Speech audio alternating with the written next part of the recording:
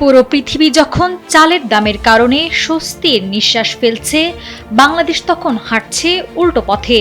আন্তর্জাতিক বাজারে চালের দাম 19% পর্যন্ত কমেছে, কিন্তু দেশের বাজারে তার ছিটেফোঁটাও প্রভাব নেই। উল্টো এখানে দাম বেড়েছে আরও 5.5%।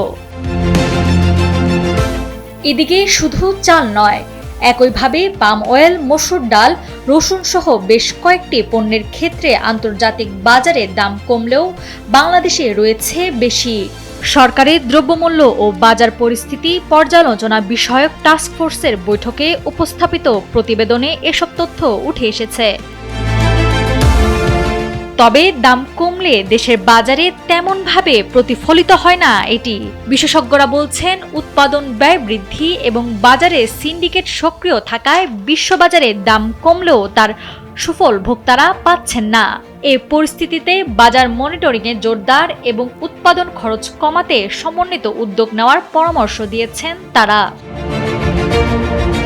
বাণিজ্যমন্ত্রী খন্দকার আব্দুল মুক্তাদির সাংবাদিকদের বলেন, সরকার বাজারে কোনো ধরনের কৃত্রিম সংকট বা কারসাজি বরদাস্ত করবে না। কোনো গোষ্ঠী বা ব্যক্তি বাজারকে জিম্মি করতে পারবে না।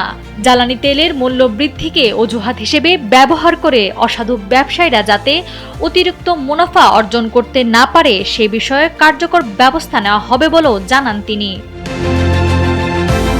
নাওয়ার সালসাবিল দুরদানা, সময়ের আলো।